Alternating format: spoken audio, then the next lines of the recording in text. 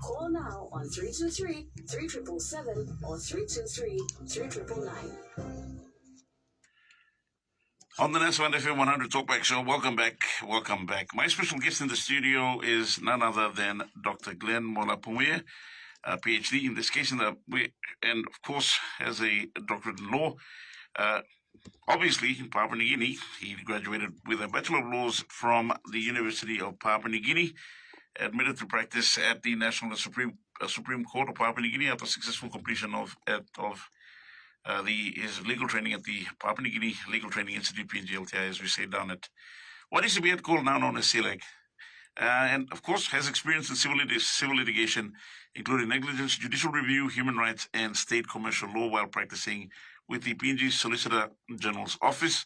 He's a teaching fellow at the University of Papua New Guinea in the course of constitutional law, criminal law, contract law 1 and 2, land tenure law, and the law of land administration and policy, and graduated with a joint master's in law co-taught by the University of London in the UK, Louis Guido Carli IT, and University de Complutense in I think it's in Spain. Now, with a master's topic research-based focus on constitutional law and an associate Emmanuel lawyers focusing on civil and criminal litigation, a lecturer of law with the University of Papua New Guinea and contract lawyers I mentioned earlier on, and also has a postgraduate diploma in research methodology from the James Cook University, and a doctorate in law student at Bond University and assistant teaching fellow at Bond University as well.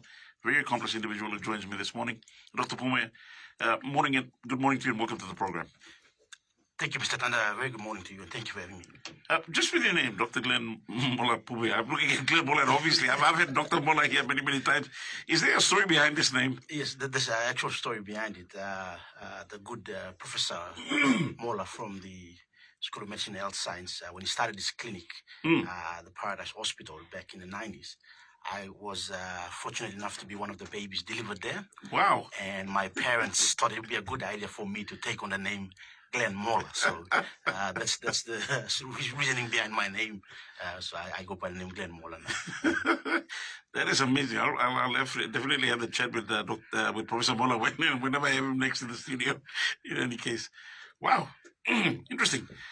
On the next one, FM 100 Talkback Show. Now, Dr. Pumuye, with what's transpired so far, now many people, I think, for yourself, I firstly wanted your take. The decision reached by the National Court saying that the Private Business Committee, probably overreached with their powers, is what actually the court found as such. I just wanted to hear your take on the findings of the court, and if you could probably break it down for our laymen who are not have a legal background. Pardon me. Thank you very much. So it's a very interesting decision that was delivered on the 31st of March 2025. Those decisions basically center around a doctrine of law we call separation of powers.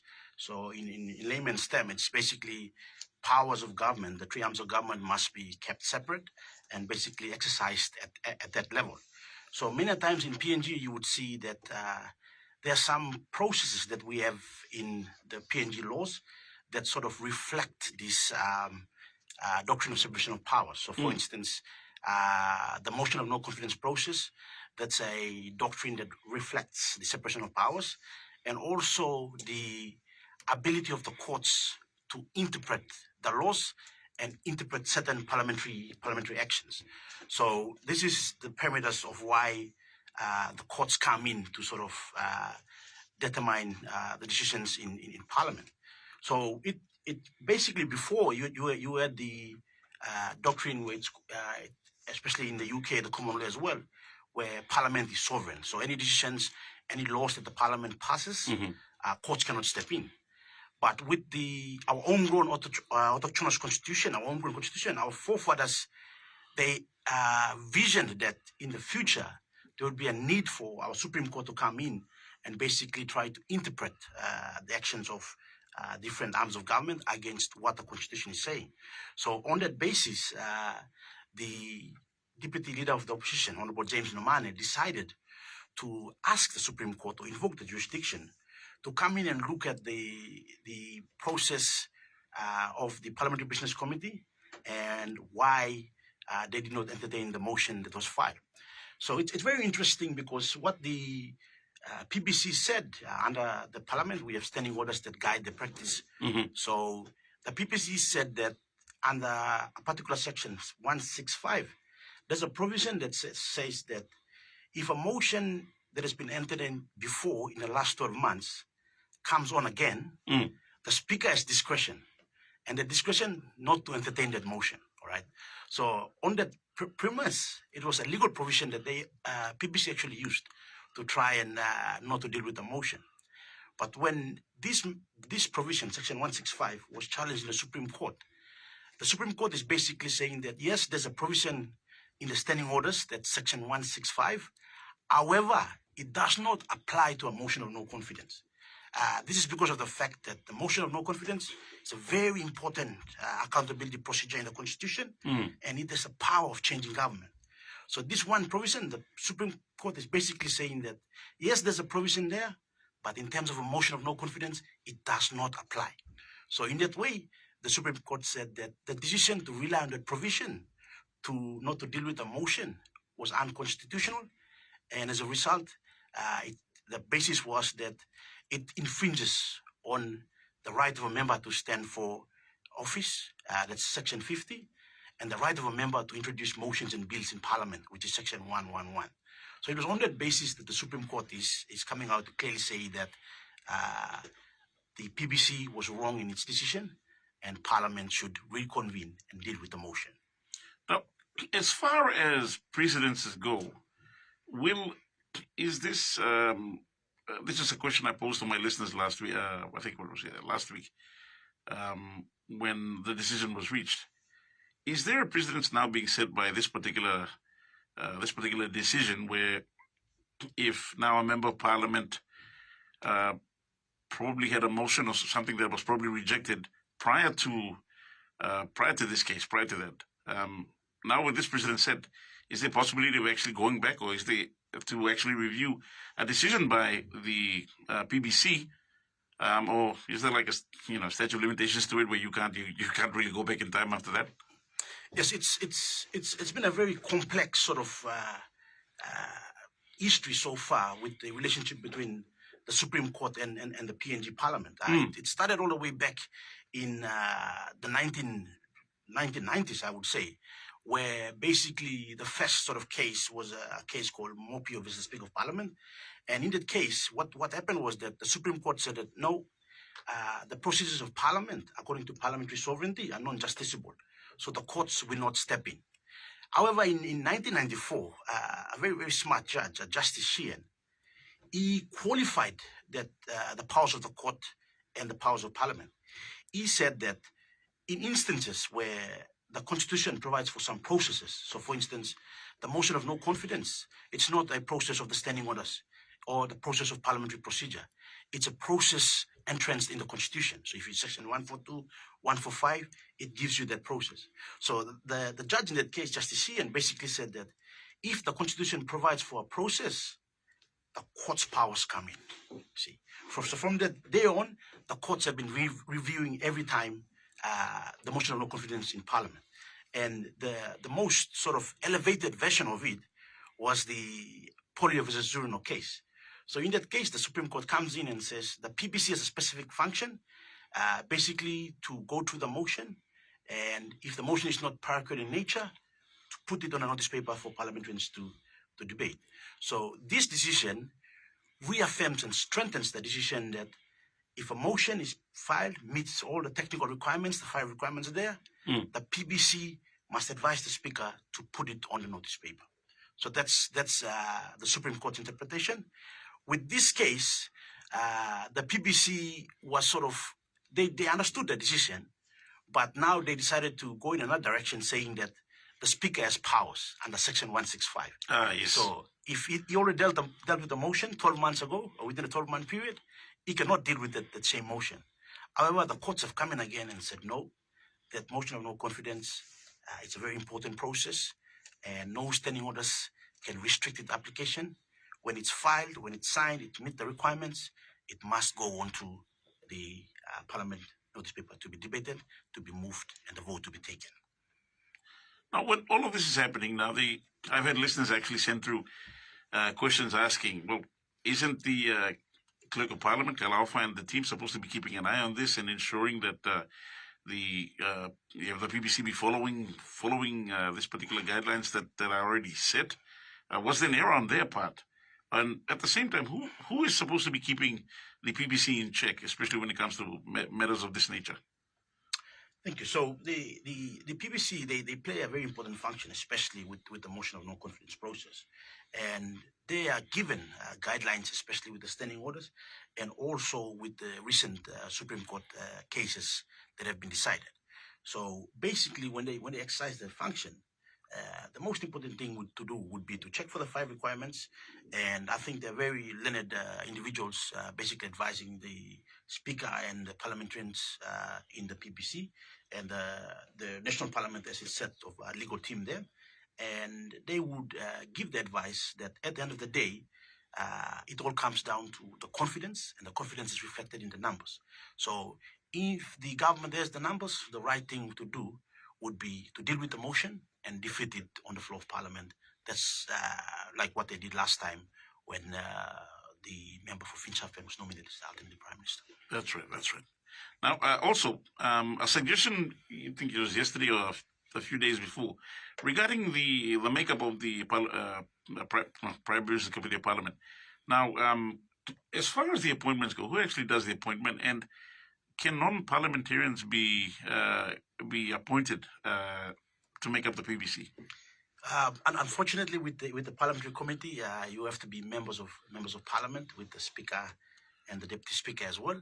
And with the governance system that we have, where confidence reflected in numbers, numbers form the majority and the majority forms government, the members of the PBC actually voted in by the government, and that is another way, a reflection of the mandate that they've received from the election and the mandate of the confidence of the House, which is reflected in terms of the government's numbers.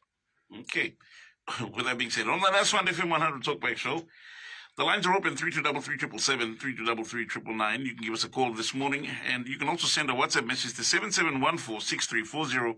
My special guest is none other than legal practitioner Dr. Glen Mola Pumuye on the Nats One FM 100 Talkback Show, giving us his legal take and legal opinion on what's transpired so far, even the separation of powers as we've been talking about, and at the same time the lead up towards April 15th, next week Tuesday, when Parliament reconvenes for the debate on the vote of no confidence. On the Nats One FM 100 Talkback Show, we'll take a break and be back with more. If you're also watching via our live stream on Facebook, please post your comments or questions at the bottom of the screen in the comment section.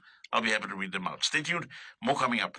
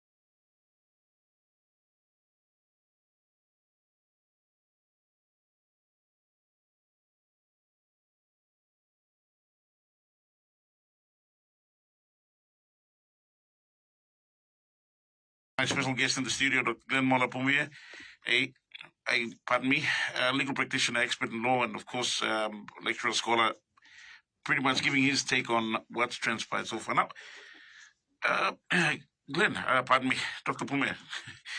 Sorry, me use your first name again. I just want, I wanted to ask. Now, for the decision itself, what does it mean for the separation of powers, the doctrine of separation of powers?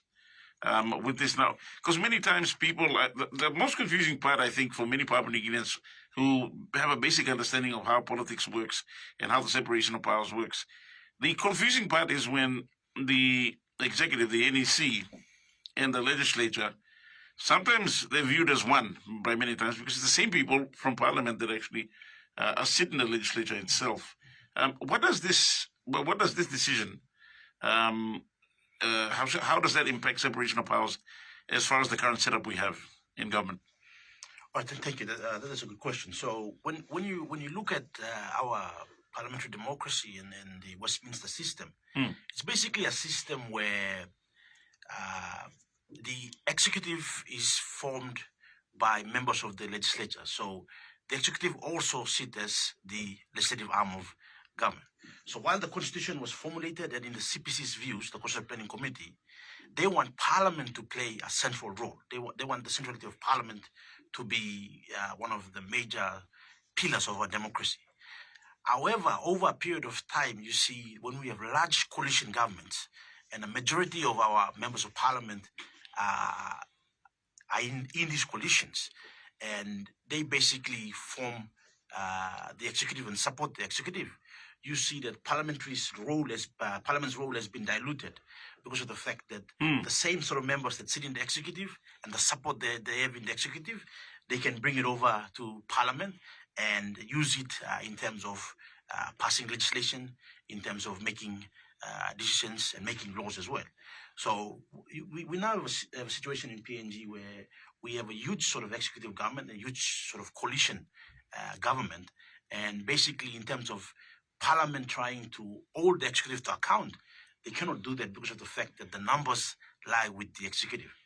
So when you make a comparison to other countries that have similar numbers, especially Democrats and Republicans, some bills and some votes, the Republicans will need the support of the Democrats. So if they don't have the support, the bills don't go through. But with countries with large coalition partners backing government, the legislative initiative will always be with the government, and the government will always pass the legislations that is in its line of policy and thinking. And for me, as far as I know how it works, for me, as someone who's been observing politics over the last couple of years, when you have a situation such as that, it takes out the meaningful debates, especially when it comes to passing of bills. Last time I had Alan Bird, he said many of the bills they were given, I think, 2 or 3 hours to go through them before they were being passed. In any case, unfortunately, that's the situation that we're in at the moment. Now, again, coming back to separation of powers, from this decision itself, many might be asking, how far can the courts actually intervene into the parliamentary process? Just wanted your take on that. All right. So now with this current decision, what basically presently is happening is that anything to do with the motion of no confidence process, this Supreme Court decision has basically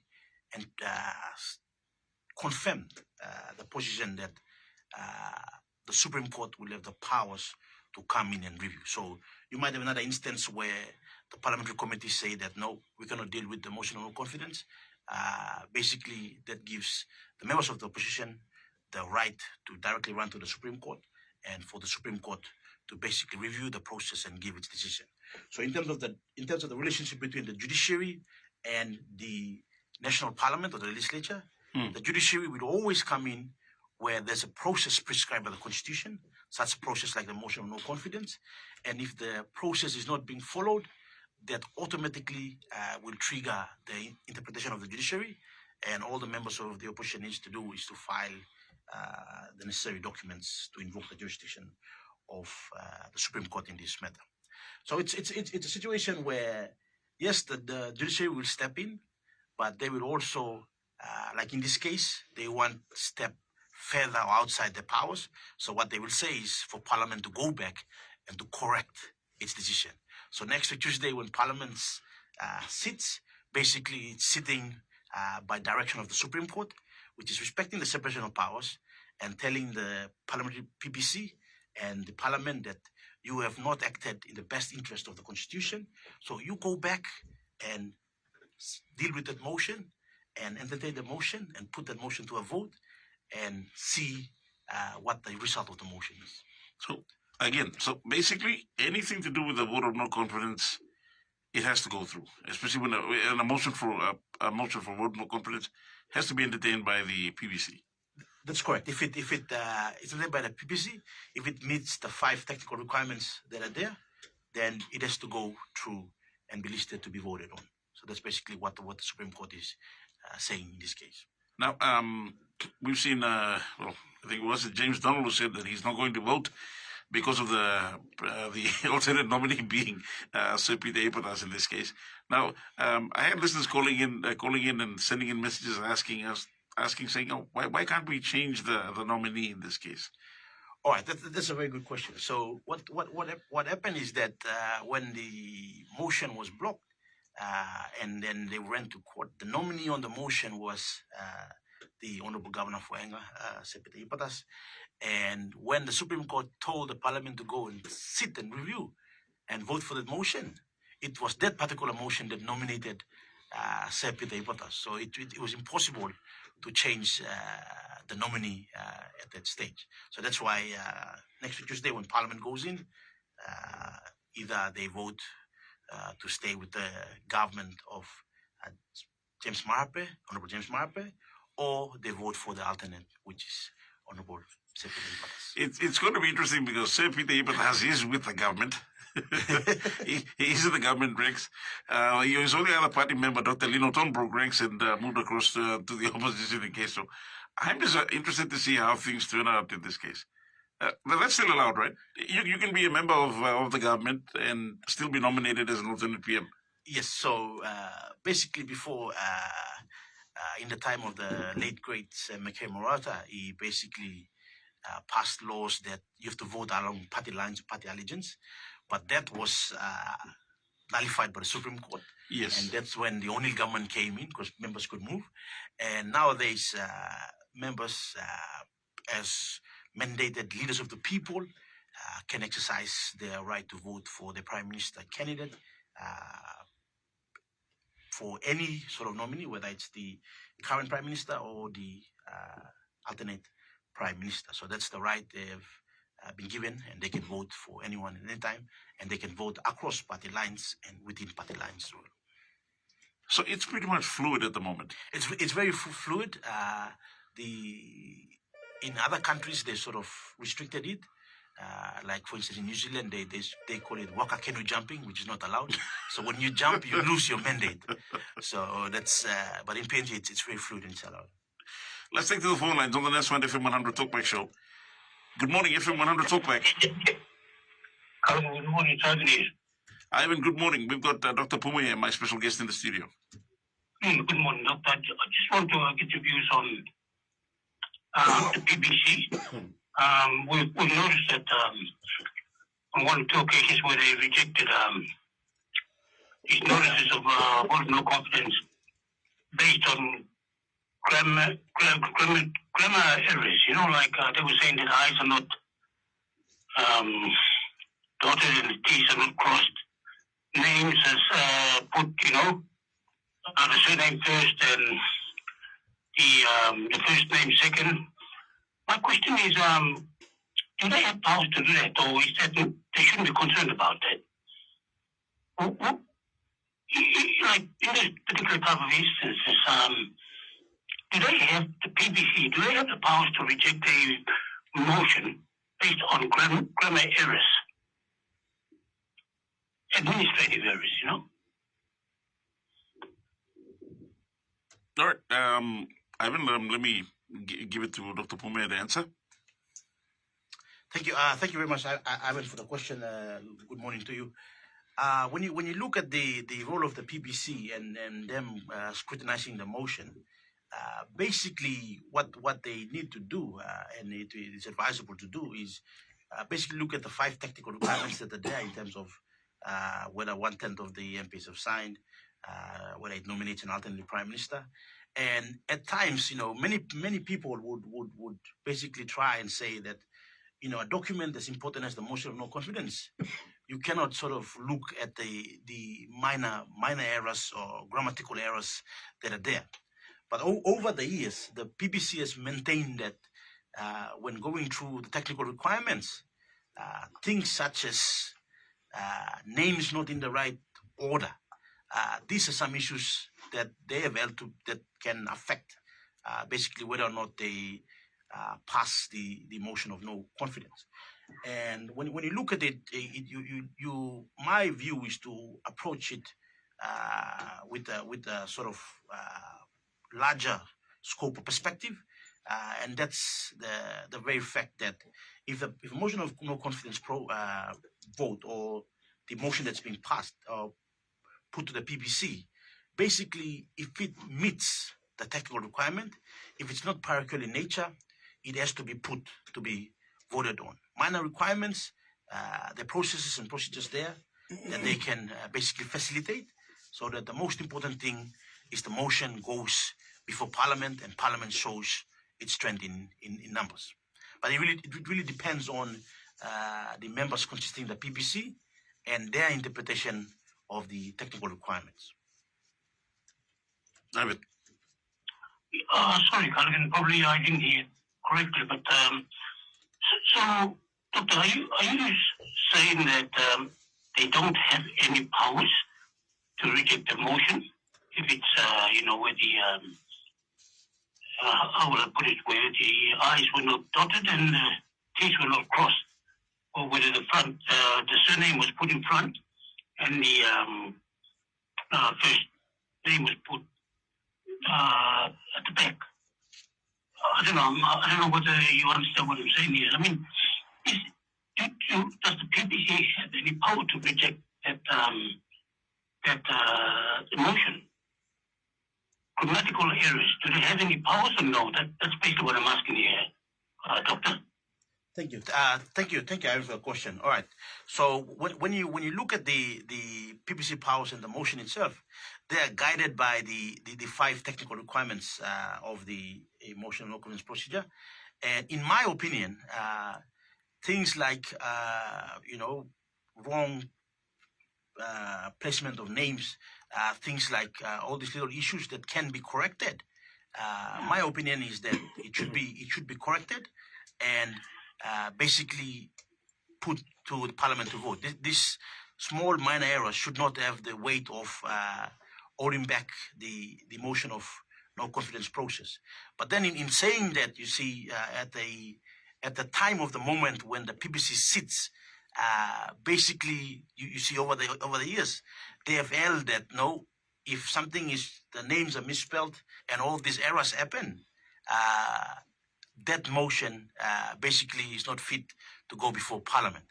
So at the end of the day, a document such as the motion of no confidence, very important document. If the technical requirements are met, it must be put on the floor of Parliament to be voted on. These minor errors that are there, if it can be corrected and in the best interest of the country, it can be corrected at the PPC level. My opinion is they should allow the motion to go through. I see. Okay, good. Thank you so much for that, Doctor. Thank you, Colin. No worries, Ivan. Thanks for the call, my brother. Have a top morning in Gordon's. All right, cheers. Cheers.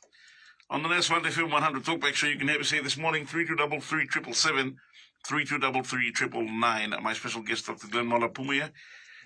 Again, giving his thoughts. He is a lecturer, has written articles, particularly on separation of powers on that note.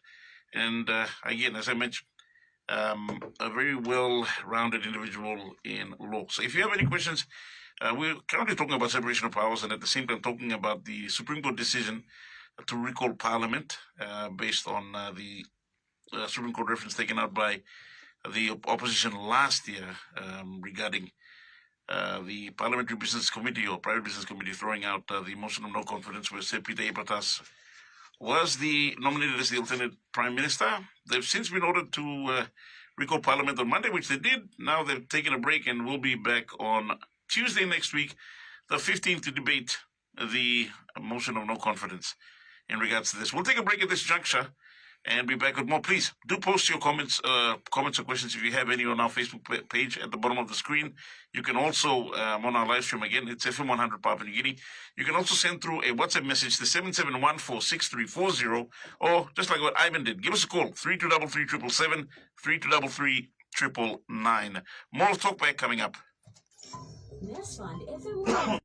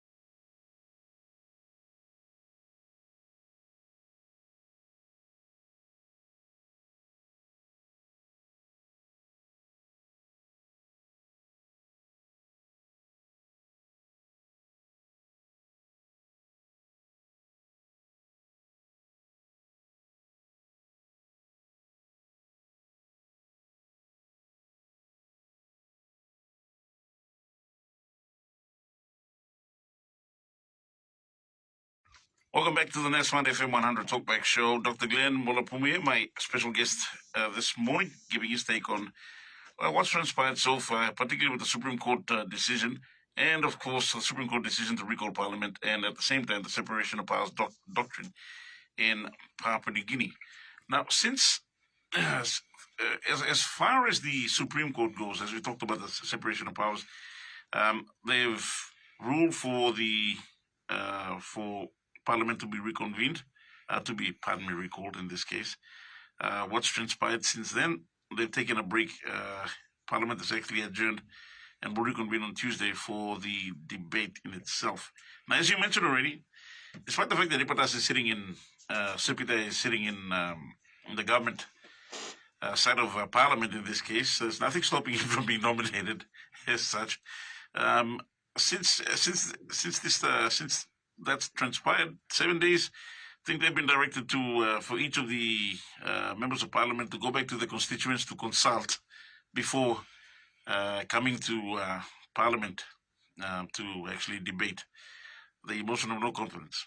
Time and time and again, let's be honest, many times when that happens, when there's a break in between to reconvene, I don't think anyone actually goes home to consult with the constituents in this case. And someone asked me, sent a question last week saying, if they don't go back and consult, are they breaching the court order if they don't consult with the constituents? Over to you, Dr. Pumuye. Right, thank you for that. So when you look at the sort of setup of PNG Constitution, we all know the notion where the Constitution says all power belongs to the people. So that's such a profound statement in the fact that power resided in Papua New Guinea since time immemorial. 16 September 1975, we surrendered the power to the Constitution to create arms of government and offices of the government as well. So after 5 years to fulfill the notion that power belongs to the people, our elected officials must go back through the electoral process to get that mandate. Now, when they are mandated, it's a mandate for a period of 5 years, and you see that at times many parliamentarians would go back and consult the constituents. Other times they make the decision on behalf of the constituents. So either way, whether they consult or they make the decision on their behalf, at the end of the day, they represent the people in Parliament and they make the decisions. There's no sort of strict rule that you must actually go and call a Goodness. meeting or place now. You kiss in view, but ideally, you would want to sort of see where your people's opinions are. But at the end of the day, the elected leader makes the decision on behalf of the people in Parliament. On the next one, FM 100 Talkback Show, my apologies. We'll take this call. Oh, sorry. Keep trying the numbers 3233 3233 We'd love to hear from you. So there you heard it. Once the mandate is given for 5 years, you block sanablo ballot box na give this mandate go to LW as what we're hearing right now. As far as consultation goes with people old man Mary said give vote longem. Sabe start lo handle leader in this case because he has the mandate. That's why I keep saying over and over again, when you cast your vote every 5 years, do not treat it cheaply. It is an investment. It's something that you should carefully think about before you cast your ballot in this case. And again, you give mandate there, 5 years. Let's take to the phone lines. Good morning, FM 100 Talkback. Yes, good morning again, Mr. Callaghan. It's Peter Jr. again. I called yesterday. I'm still in my sick bed. Oh, Peter, that's right, Peter. We talked about ICT. Yes, I am really enjoying the discussion this morning with our guest, Dr. Pumuye. Dr. Pumuye. I have just one question, one simple question for me, citizen, specifically grassroots point of view, for the good doctor to clarify with regards to our discussion for this morning. So, with our understanding that, in a democratic country like Papua New Guinea, basically power belongs to the people, and also separation of power supports that. And apart from the fact that what is happening right now is we are witnessing in Parliament. Basically, it takes time and time, and so to speak, also as a huge effect on the issues that we have right now, like the issues with overseas transaction unavailability of tuna, and inflation and so forth, and our leaders prioritizing their time to spend to basically attempt to change government through the process of a vote of confidence over those issues that are really affecting the people, especially when it comes to inflation and overseas transactions with regards to SMEs, businesses, in terms of their survival and basically thriving in the market. My question would be based on history, in the past. For a fact that in terms of democracy and separation of power, there was an instance where a member of parliament intervened in a courtroom with basically to police officers to arrest a judge. And apart from that, there was another instance, and many examples of that in the previous elections, where especially here in NCT, where there were many issues regarding counting and the voting process, where many candidates, raised their concerns that there was corruption in the counting booth during the process of the people exercising their power. My simple question to the doctor to clarify and at least to get a view from the doctor who is an expert in this field would be, in terms of democracy, do we have true democracy in Papua New Guinea? And my second part of that question would be, if we do not have true democracy in Papua New Guinea, where the people really exercise their power through voting, my second part of the question would be, what is the best alternative option that we should take in terms of restoring true democracy? Would it mean a democracy reset through a compelling event? Or by all means, would it mean a government in power to vote with confidence, doing changes where they improve the process of voting, for example, with electronic voting system to a carefully planned and carried out project in which some of us are open for, apart from the Secretary of Department of ICT, basically talking about voting, electronic voting, biometric voting without giving us at least some hints in terms of, for example, do we have data in terms of carrying out the project? Do we have sufficient data and budget and a well-tuned plan to carry out the project? So, but my question would be, do we have a true democracy in Papua New Guinea? And my second part of the question would be, if we do not have a true democracy, what is the best next step for us to take? Would it mean for us to go through a democratic reset through a compelling event, or a government to vote with confidence and do all these changes? Thank you, Kalian. All right. Thanks, Peter. Brother, would you like to stay online and listen to Dr. Pumuye's response, or will you go offline? Sure. I'm on yes. All right, no worries. Dr. Pumuye. Thank you for the question, and thank you for the question on democracy. Democracy is very, very important. Without democracy, without democratic concepts such as separation of powers, the rule of law, protection of human rights, without all these important democratic concepts, you would see that basically there will be chaos, there will be lawlessness, there will be many problems. Now, in terms of democracy, when you talk about democracy, the same democratic principles that are applied all around the world are basically the same concepts that are applied in Papua New Guinea. Now, when you look at it, there are many people that share the view that in Papua New Guinea, we have what you call a democratic disconnect. So a democratic disconnect is where people basically do not identify with the principles of democracy, in the sense that people are basically seeing that there's a gap between what the democratic concepts are and what is actually happening in their country. So you see recently members of the Law Society, they marched under the leadership of President Hubert Nyamani and the Secretary for the Law Society, Mr. Tavas Tanuvasa.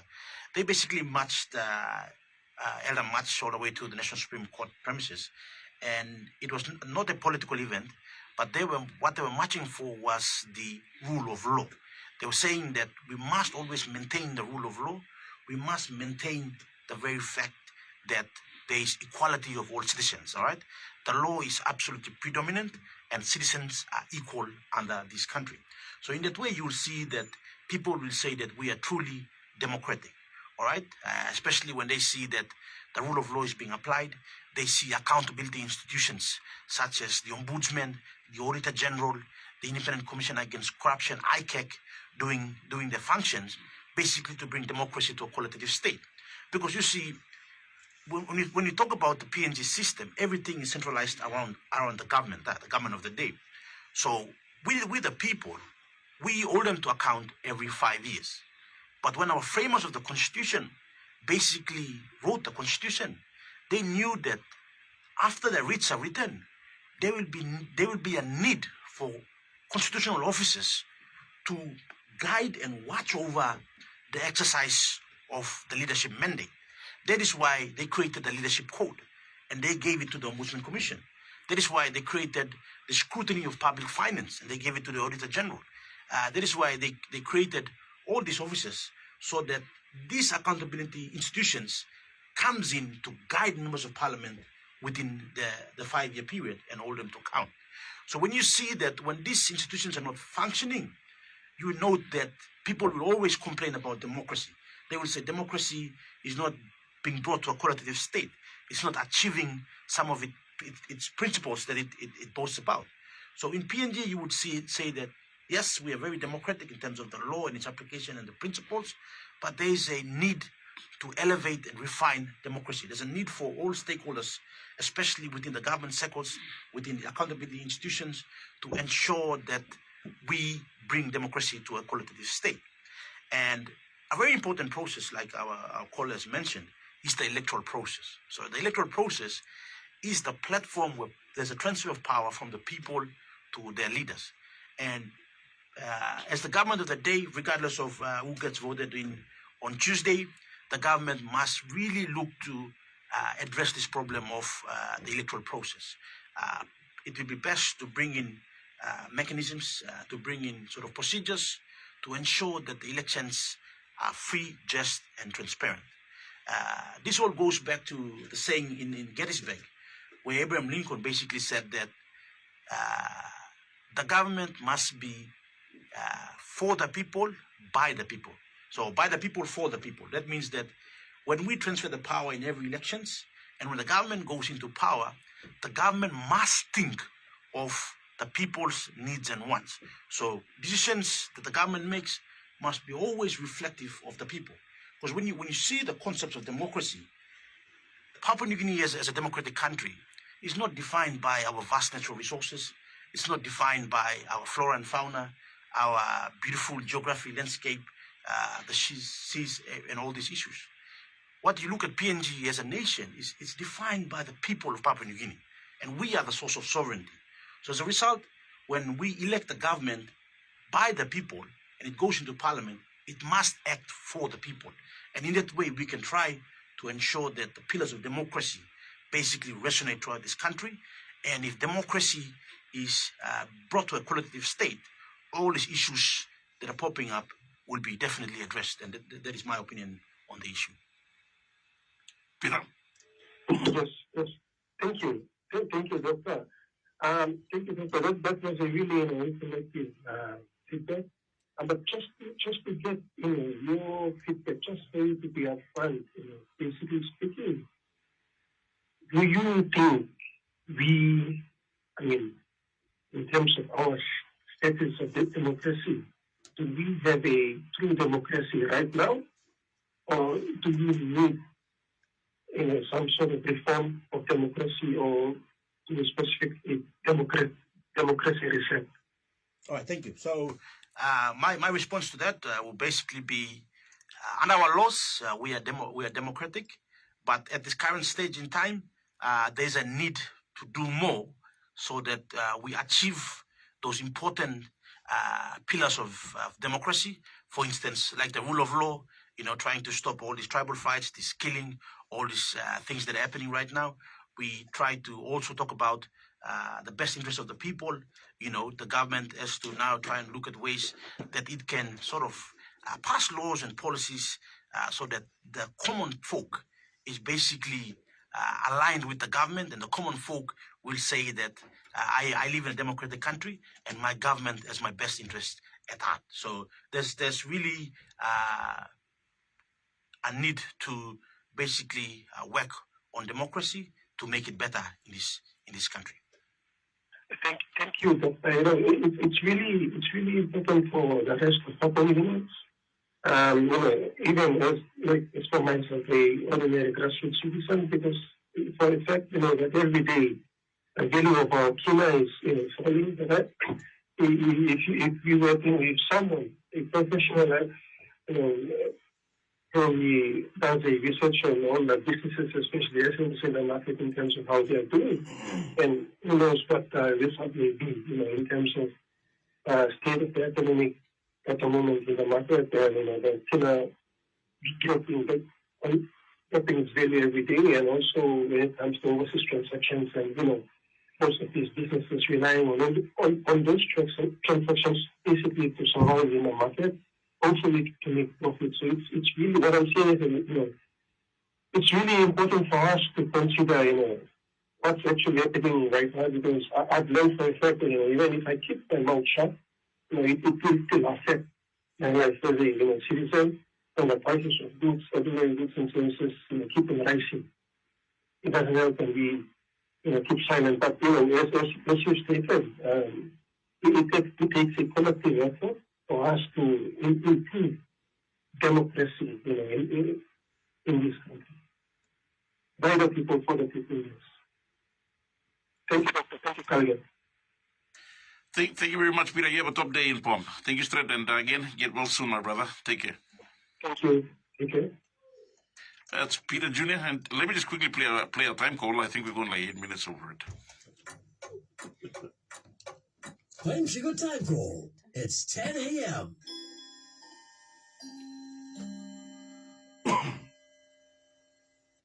That's right. Time call brought to you by Flame Sugar. Get some sweetness in this case. Now, anyways, we've got one WhatsApp message coming all the way from one of our regulars, Peter, all the way over the seas in Manus. Papu, thank you straight additional WhatsApp message. Peter saying, Callaghan, good morning to you and good legal eagle, Dr. Pumuye. I question if Doctor can define a simple layman's terms for our citizens to appreciate. The word parochial from the Polyazurino Supreme Court ruling then relate to the first VoNC last year, where one of the opposition members' name was written, where the surname was written before the given name, which renders the VoNC notice defective by the PBC. Perhaps the PBC powers, and perhaps you can elaborate on the PBC powers and its limitations. Thank you. That's Peter, all the way from Manus. Thank you, Peter, for that for the question. So when you look at the role of the PBC, basically, and the Marape versus the Polio versus Zurina case, basically you would say that the courts looked at the process by which the PPC scrutinizes a motion of no confidence, and they talked about the 5 technical requirements. So when you look at the requirements, basically in a lot of these requirements, the 5 requirements, there's a sort of, it starts with the word must. So if you, for example, if you see requirement number 3, it says it must name the person that and contain the signature of the person moving the motion. It must name the person and the person seconding the motion as well, and also it must name the members of parliament that are signing. But in the Polio versus Zurina sort of case, the Supreme Court said that basically when you look at if the motion is not parochial in nature, it must be put on the notice paper. So in other words, the court is trying to say that this motion of no confidence process is a very important constitutional process. And the PBC's role is basically to scrutinize if the person motion has been signed, has been seconded, the required numbers endorsing it are there, and put it on the floor of Parliament for the vote to be taken. So this in essence means that many times we believe in our leaders educated. They're at that level. They've dealt with a lot of these issues before, and many times the motion of confidence that are given to the PBC basically would fit the requirements. And at times you have simple issues like the names and how they're being spelled. You have simple issues like the signatures. So what the Supreme Court basically said in the Polio versus Zurina decision is that the motion of no confidence is a very important document. If it's not parochial in nature, it must go on the notice paper to be voted on. So ideally, you would want a PBC that basically follows that Supreme Court decision, and at the end of the day, the numbers don't lie. Yeah. If the numbers are with the government, the numbers will reflect in the floor of Parliament. If the numbers have moved, it's only at the floor of Parliament where you can test the numbers. And also some of the times you see the government coming out and talking about the disturbance the motion of no confidence process causes to service delivery and to management of the country. Yeah. If you move a motion of no confidence, last month, and then you move on again this month, and basically the results are the same, isn't that the waste of time? Isn't that basically repetitive of something that will not basically eventuate, not come to fruition? Unfortunately, it's what the law says. So basically, the Constitution says that they're given a grace period, the start of the term, and they're given a grace period at the end of the terms. If a motion is successful, Parliament is recalled and they go for elections. But within that period where a motion is allowed, there is no restriction on when a motion can be moved.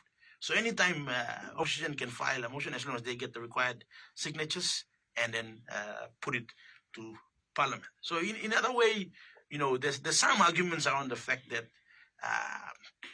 what is really the motive behind a motion? If motion is moved within a reasonable space of time, why is it being moved again? So that's the reason why you see the constitution was amended again by the government to try and sort of basically create some space for the government to deliver on its objectives. However, the very fact is the law is a very special saying that says the law is what it is, not what it ought to be. So if the law says that anytime the opposition can give that motion of no confidence within after the grace period and before the elections, that is the law of the land.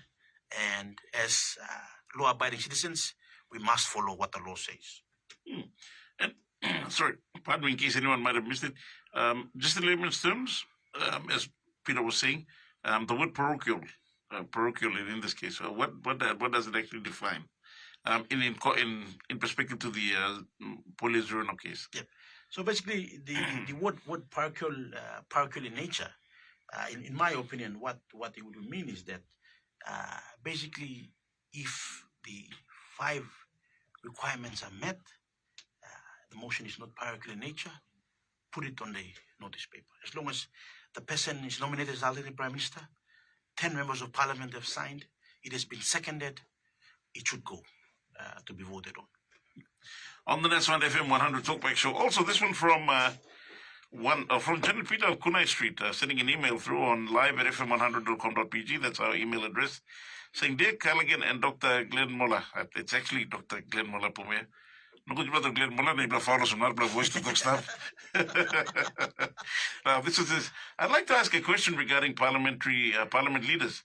If the law says members are elected by and for the people to represent them in the parliament, is there a law that says if the elected members are not delivering the basic needs and wants of their electorates, in this case, roads, bridges, etc., can the people have the power to arrest them for the ignorance?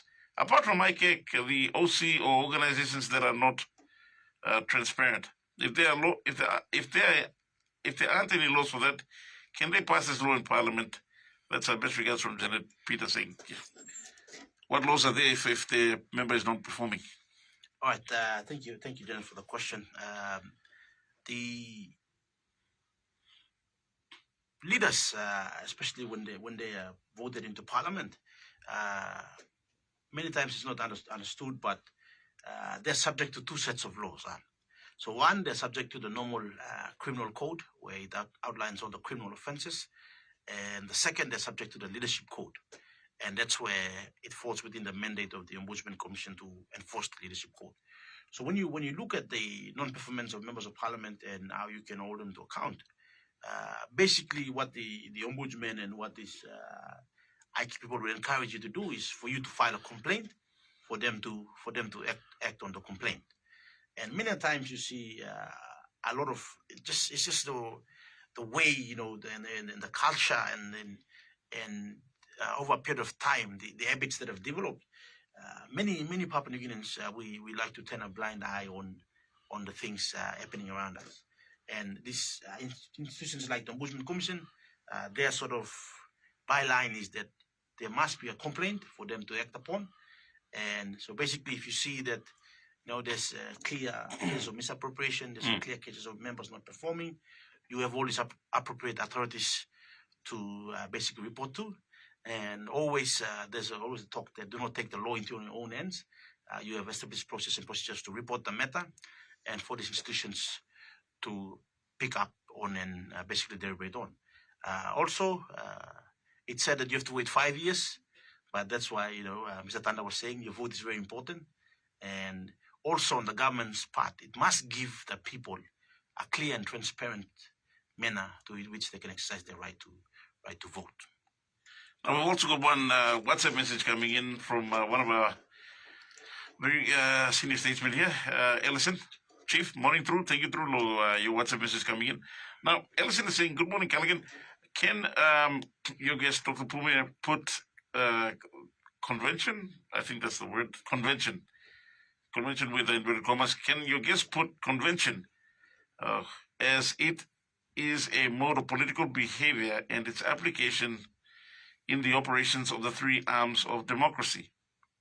Is it convention or conventional? But specifically, I listened to convention.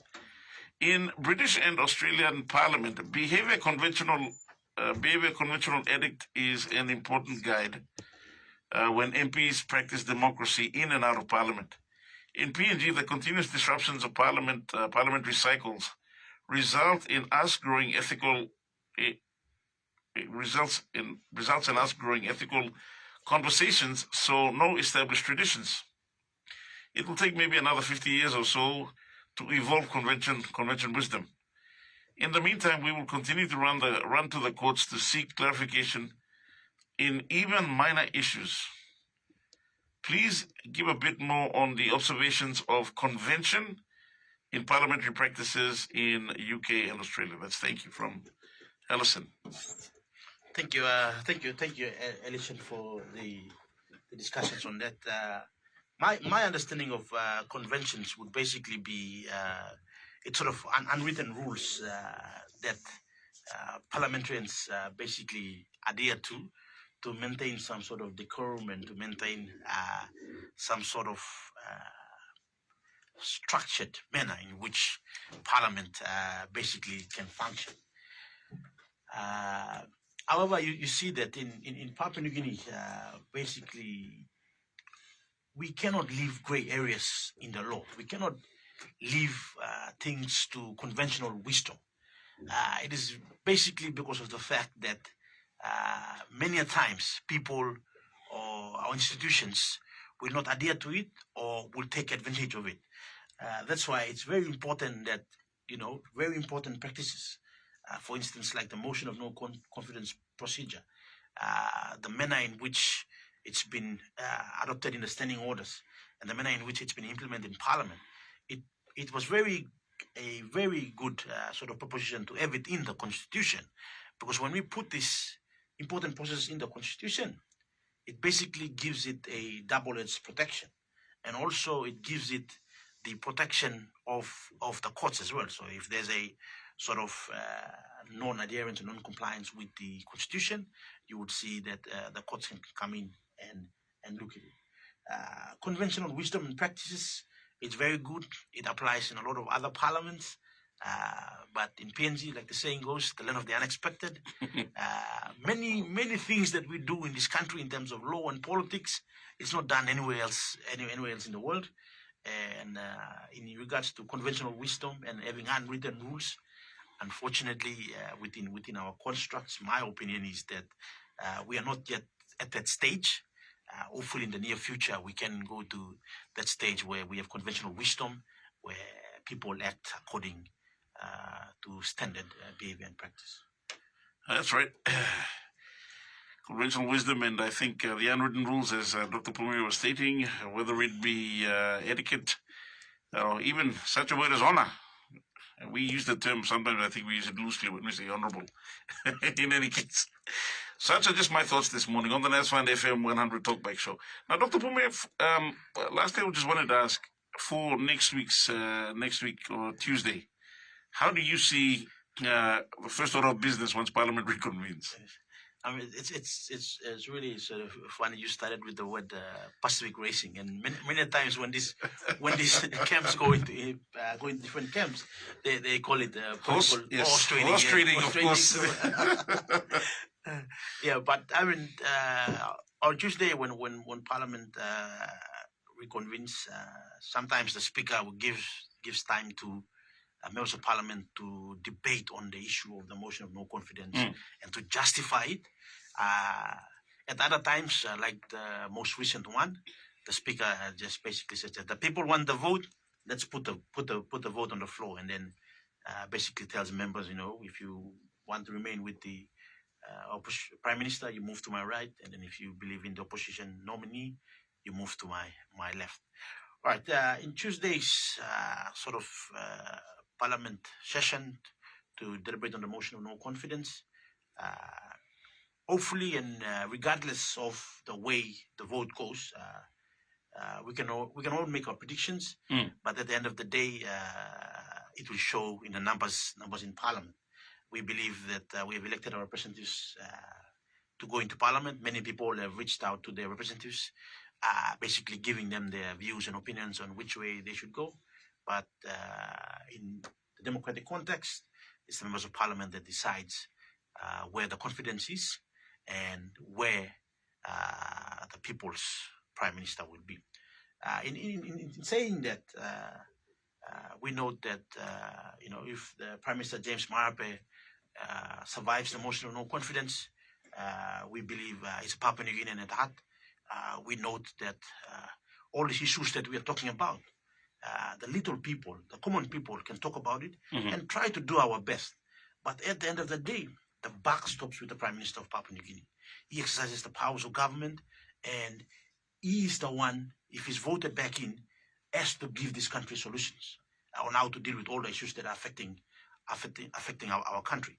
And having said that, I know they're very passionate Papua New Guineans all around PNG, in the different sectors, law, economics, law and order, ICT, all these places that really have heart for this nation and really think that, they can contribute effectively to try and elevate democracy in this country. And I hope that the government gives space and opportunity for this type of individuals to help achieve some of the tasks that is at hand. Because at the end of the day, like I said, within our democratic context, we all can't be judge, jury, and executioner. We have set structures there in place. If there's a new the Prime Minister is basically defeats the motion of no confidence, my appeal to the Prime Minister is that you have the mandate of the people, and you now are sitting in the driver's seat, and the best point to address all these issues that the people are talking about is through the office of the Prime Minister, through the government, and through the bureaucracy. If there's a change in government, by all means, the new Prime Minister, if the Governor of Sir Peter Ipatas is elected, he also has to try and address some of these common issues that are affecting the country. Well, Dr. Pumuye, before we, thank you very much for actually pointing all of that out. We've actually got a flood of questions coming in. Unfortunately, we've run out of time. I've got my next guest that, again, we kind of went like 30 minutes over. In any case, it's apologies of mine in this case. With that being said, for yourself, I think you've kind of signed off there, but any last parting comments to our viewers and our listeners tuning in this morning as well? Yeah, I think I'll leave with this comment. I always believe in the phrase that evil prevails when good men and women do nothing. I always believe in this in these comments. Basically, all parliamentarians that will vote take the vote on behalf of all the people, and also at the end of the day, the people must respect the decisions that has happened in Parliament. In that way, basically, we protect democracy, we protect the institutions that we created through our Constitution. So whatever results happen on Tuesday, my appeal to the people of Papua New Guinea is to basically become and accept the decision of your members of Parliament that they will make. Thank you very much. With that being said, Dr. Pumuye, I'd like to thank you very much for your time on the NAS1 FM 100 Talkback Show. Apologies to everyone. Unfortunately, time's caught up with us. We can't take all your questions coming in. Seen a lot of them coming through WhatsApp as well, and also on our email. So please, sorry, Strat. We'll try and see if we can bring him back again. Hopefully, probably provide some commentary before Parliament convenes on Tuesday. Who knows? Maybe Monday. On the NAS1 FM 100 Talkback Show, Dr. Pumuye, thank you so much for your time. Thank you, Mr. Tanner, for having me. We'll take a break at this juncture. Our next guest coming in from the National Volunteer Service. We've got a big team, a big contingent coming in as such again, and talking about the Media Roundtable success and some of the great programs that the National Volunteer Service is running in Papua New Guinea. On the NAS1 FM 100 Talkback Show, stay tuned, more coming up.